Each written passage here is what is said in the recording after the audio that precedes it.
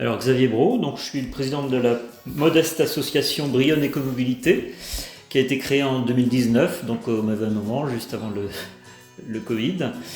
Et donc l'objet de notre association, c'est de promouvoir, de façon générale, de promouvoir les alternatives à la voiture individuelle.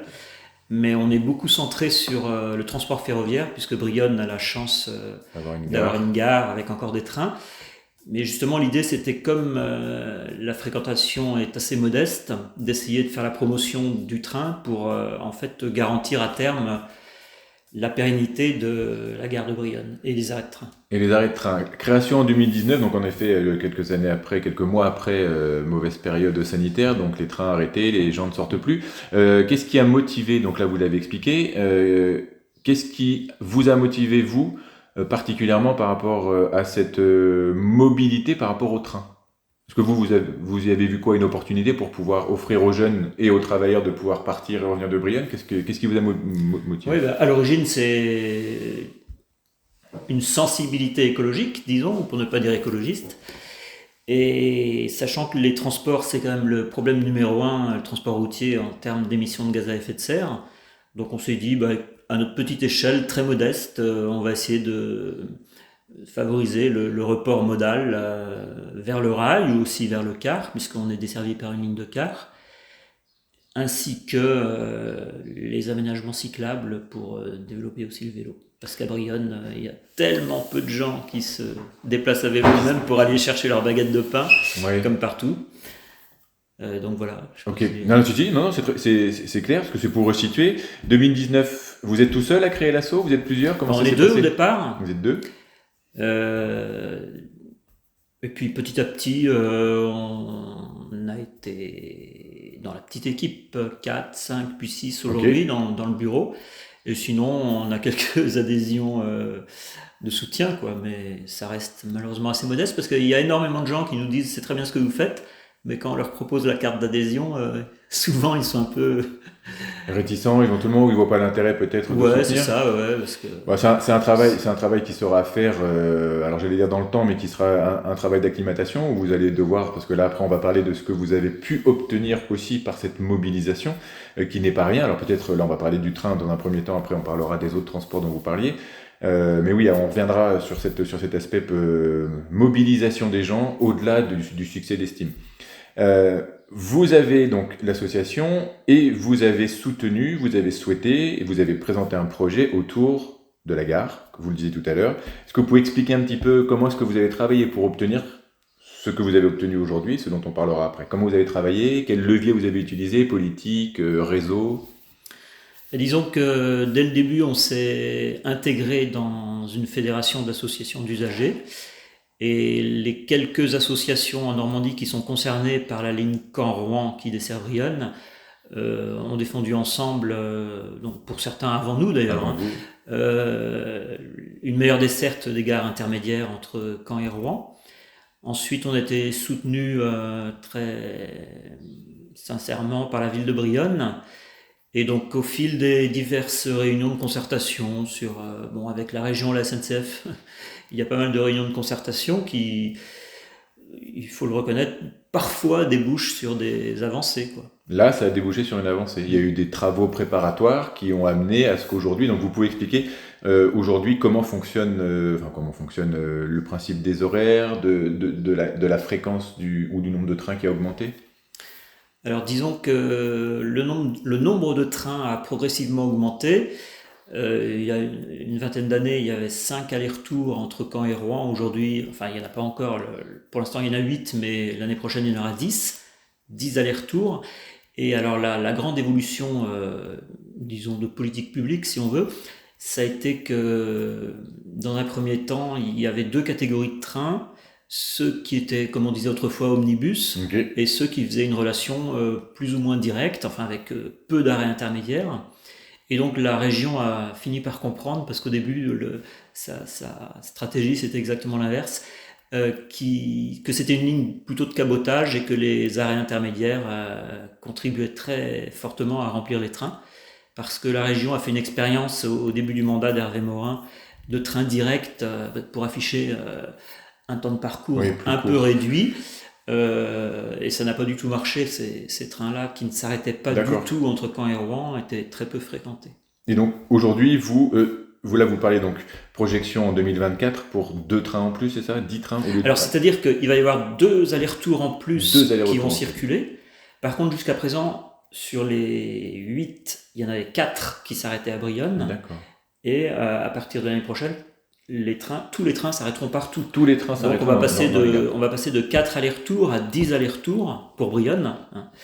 Et oui, c'est-à-dire 20 trains par jour. En Ok, fait. donc oui, en effet. De quel constat vous étiez parti tout à l'heure? Vous avez parlé de votre sensibilité au déplacement alternatif à la voiture. Quand vous parlez avec les autres associations d'usagers, avec les collectivités, que ce soit la mairie de Brionne ou que ce soit la région, dans les travaux préparatoires, qu'est-ce que vous apportez comme information concrète? Avez-vous besoin d'apporter des informations concrètes ou est-ce que simplement le fait de porter un projet de mobilité alternative, ça suffit pour séduire? Disons, encore une fois, on n'est pas les seuls à avoir porté cette évolution. Il y a eu aussi, je pense, les résultats en termes de fréquentation, parce que la région fait régulièrement des comptages avec toutes les gares intermédiaires, le nombre de personnes, de monter, de descendre dans toutes les gares, etc. La région s'est quand même vite aperçue que sans les arrêts intermédiaires, les trains étaient peu fréquentés.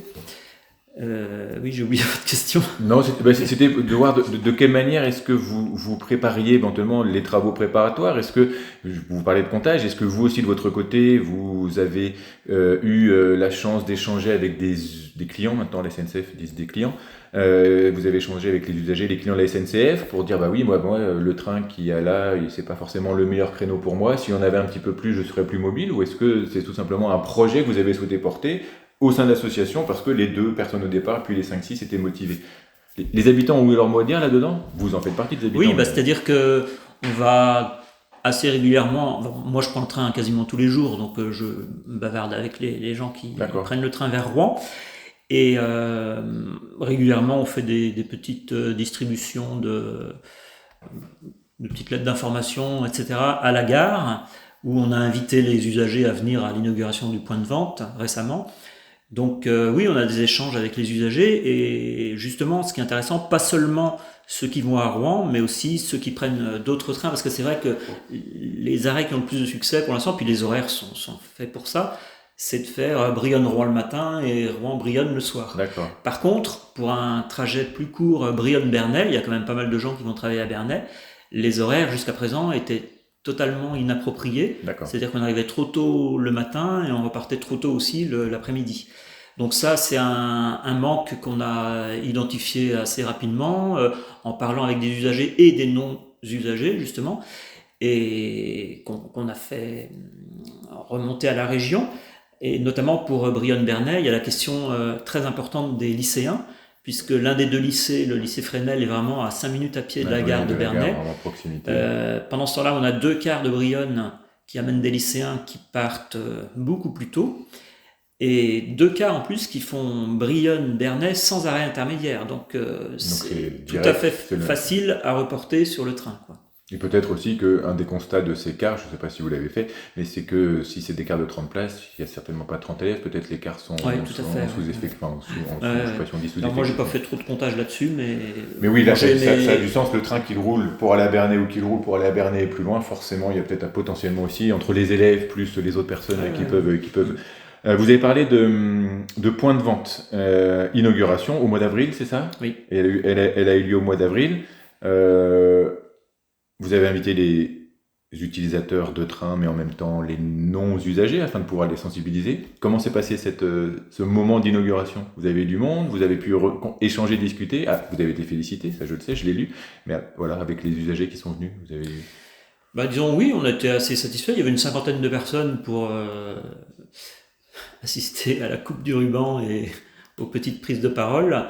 De monsieur le maire, de la représentante de la SNCF, je vais en oublier, de notre association bien sûr, la région, oui, les conseillers départementaux du canton étaient là.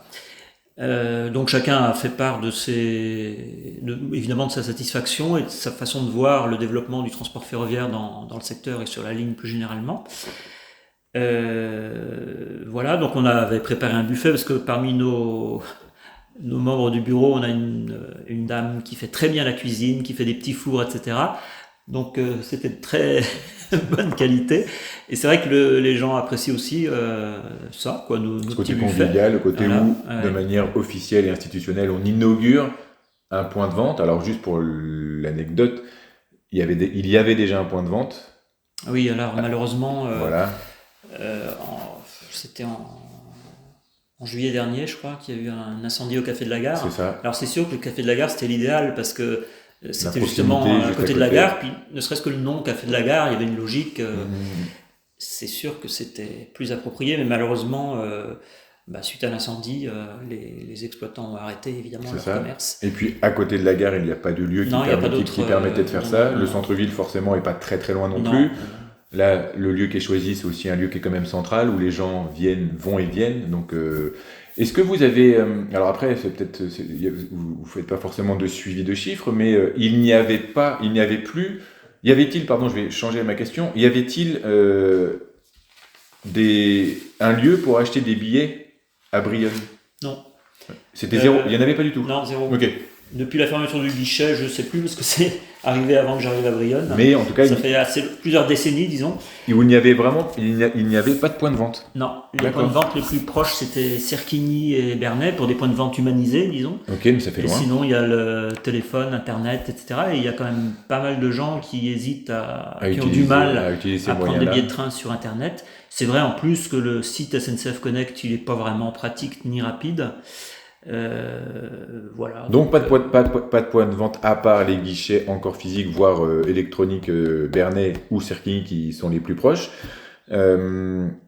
Est-ce que vous, donc encore une fois, par rapport à cette notion de suivi et puis surtout d'apport à notre territoire, est-ce que vous avez des informations concernant le nombre de billets vous avez pu avoir, vous avez accès à ces infos? Pour l'instant, bon, c'est assez récent. Disons qu'on bavarde de façon informelle avec les gérants du café Le Petit Pont. Bon, ils nous racontent que l'autre jour, ils ont vendu un aller-retour pour Lyon, Ok. etc.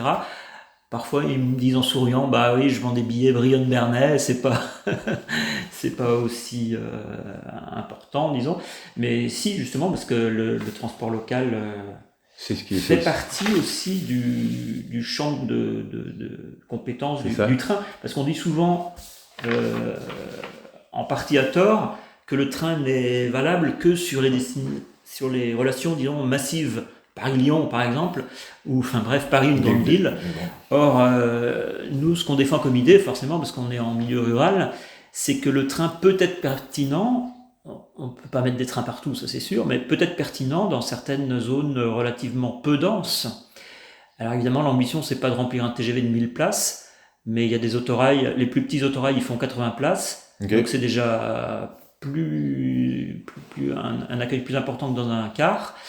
Et c'est important de dire que même un autorail avec 50 personnes dedans, écologiquement, ça reste plus rentable, entre guillemets, que les voitures individuelles et même que le car. Et que le car.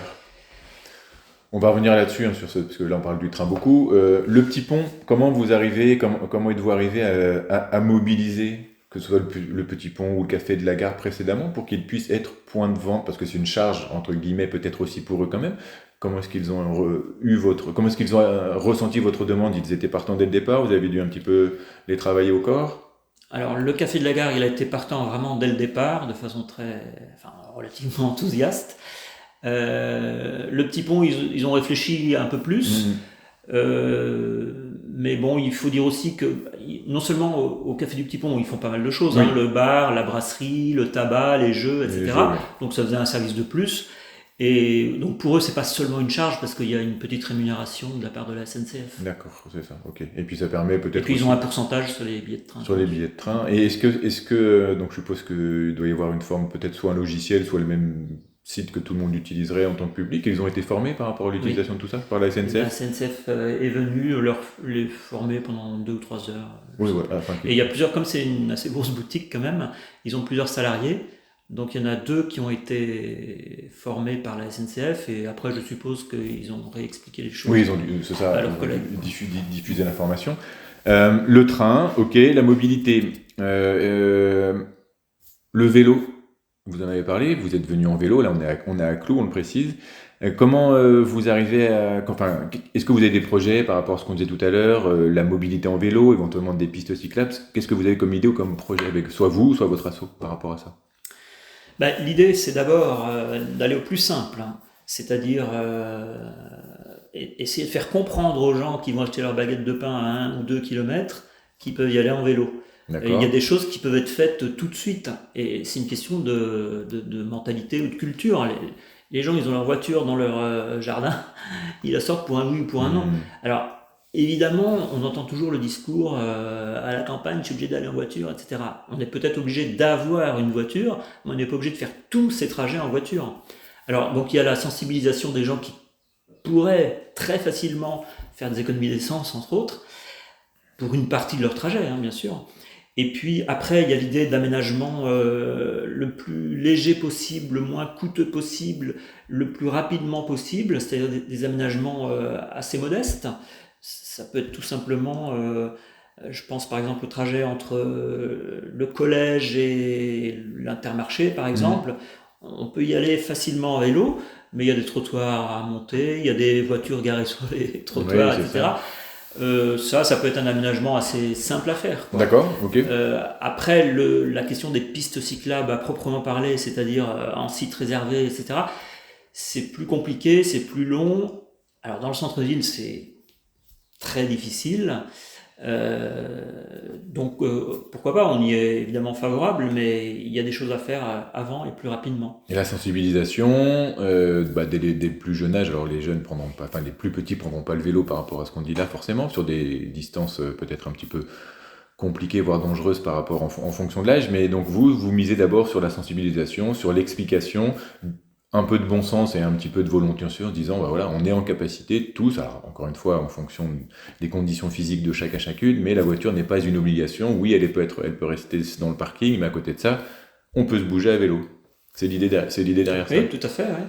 Alors, je dois ajouter quand même, même si c'est pas moi personnellement qui porte le projet, mais qu'on a dans le cadre du programme Leader un dossier qui est en cours de préparation. L'idée étant de permettre, alors là, cette fois, des trajets un peu plus longs, Ok. enfin, avec un système de points nœuds, enfin avec GPS, etc. C'est pas du tout mon truc. De faciliter les itinéraires qui utilisent les plus petites routes, hein, D'accord. communales. Par exemple, évidemment, hein, je pense à Brionne-Bernay. Moi, quand je suis arrivé à Brionne, bêtement, je l'ai fait par la grande route Oui. plusieurs fois. C'est Ça très donne pas envie, ça pénible. donne pas C'est envie très pénible forcément. parce qu'il y a Ouais. beaucoup de circulation. On est parfois doublé, hein, de façon un peu près, etc.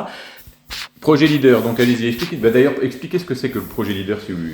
Alors, c'est un financement de l'Union européenne qui est attribué entre autres à des établissements de coopération intercommunale, enfin des intercoms, et qui vise à financer des opérations relativement modestes pour aller dans le sens d'une part alors, du développement durable, même Ouais. si j'aime pas ces expressions, d'autre part de la solidarité, et puis il y a un troisième axe, je me souviens plus, Oui, oui, mais c'est ça. Enfin, l'idée, c'est de dire que c'est un euh, financement européen qui permet de voilà, développer des projets à échelle local, locale. hein, Donc c'est c'est, ça. ouais, tout à fait.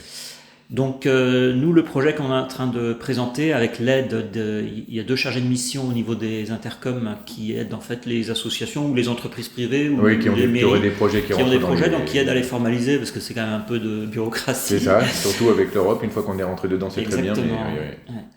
Et donc le projet qu'on porte là, c'est ce qui s'appelle, ce qui se fait dans d'autres endroits en France, enfin pas beaucoup, mais un petit peu, un système de points nœuds, ok. donc avec des qui intègre, disons, tous les carrefours entre petites routes et qui permet donc avec système numérique, Hmm. mais aussi il devrait y avoir normalement des signalisations très très modestes au niveau de ces carrefours-là, D'accord. qui permettent donc de façon automatique de trouver un itinéraire alternatif aux grands axes. D'accord. Donc c'est ce que on disait tout à l'heure. Ça veut dire que Bernay, Brionne, Brionne-Bernay, on connaît le grand axe, c'est le plus facile en tout cas quand on est en auto, voire en car. Je parle pas des cars scolaires, mais le car.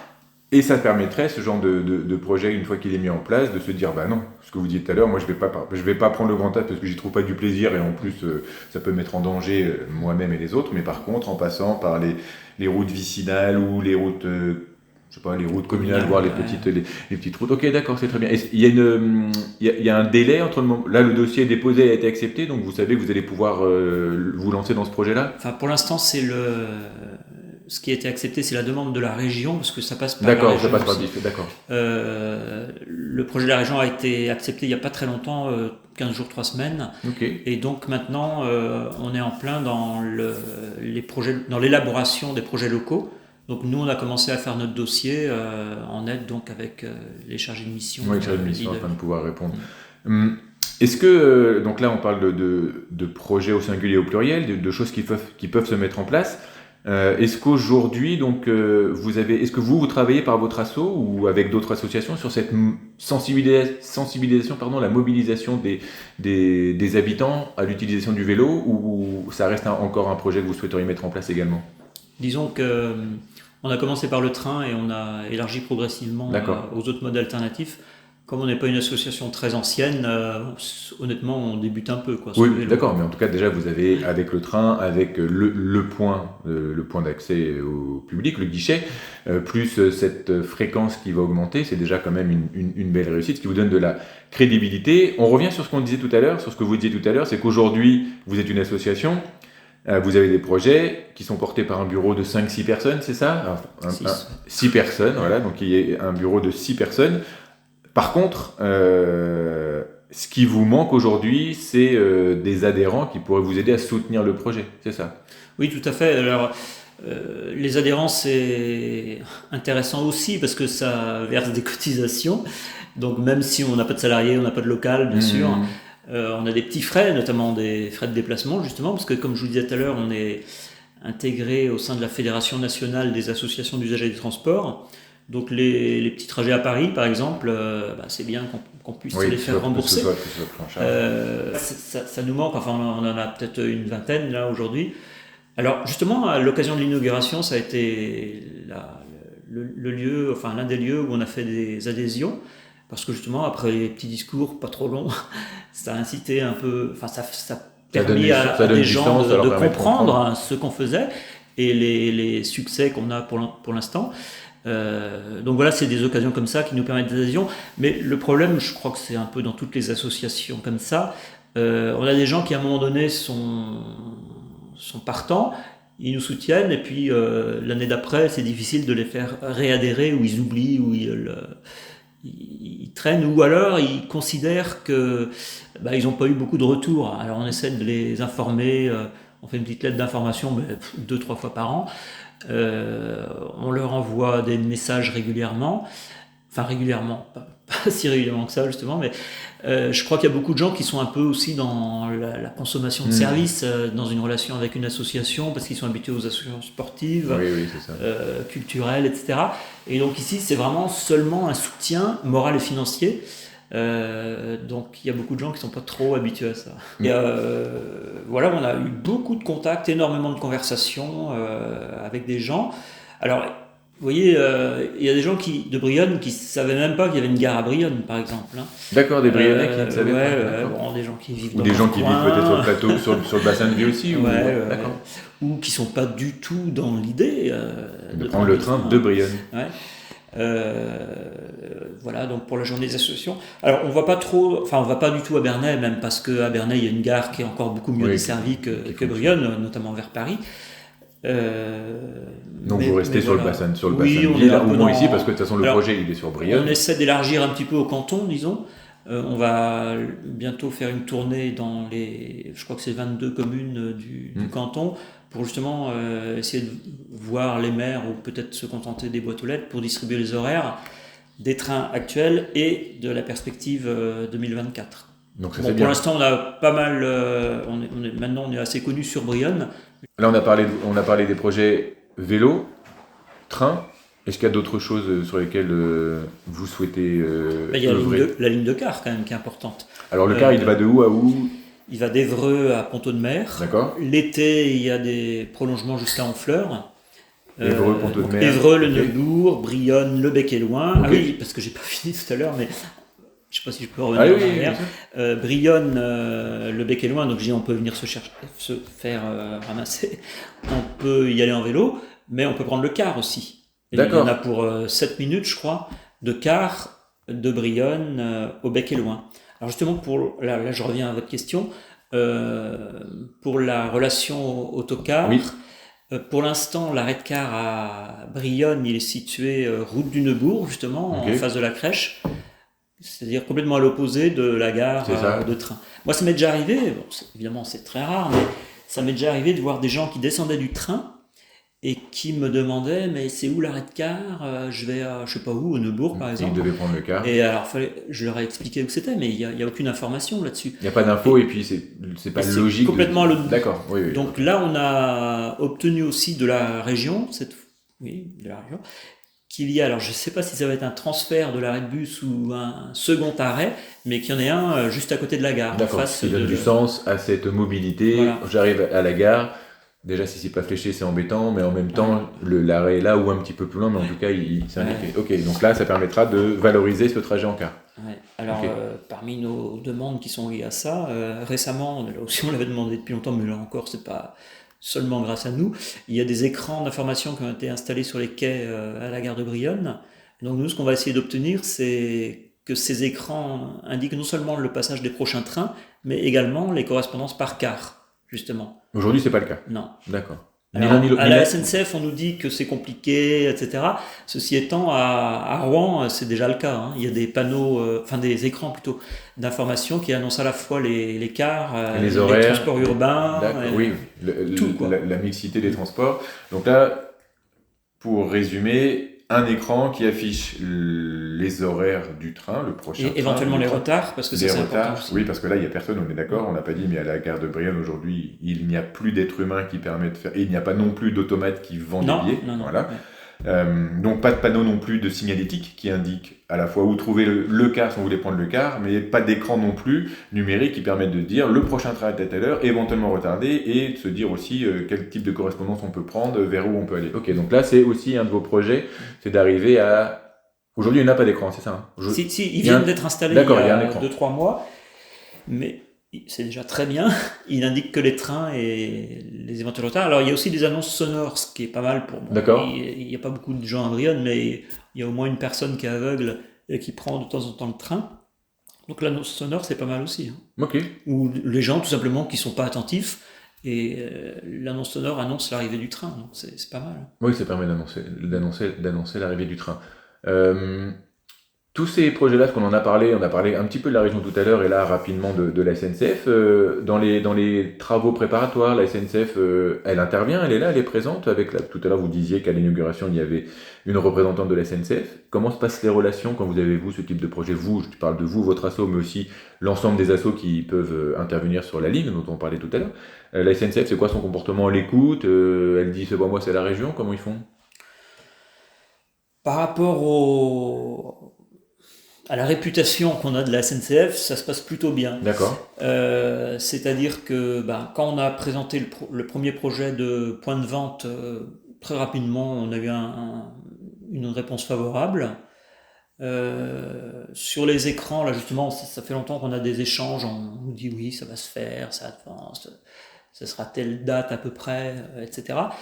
Alors le problème, quand même, il faut le dire qu'on a souvent avec la SNCF, c'est qu'ils ne nous répondent pas toujours, quoi. D'accord. Ah oui, voilà, même Alors, en retard, un peu en décalé, non? bah, Parfois. parfois ils nous répondent, mais souvent ça se perd je sais pas où et on a beau relancer, on n'a pas trop de réponse.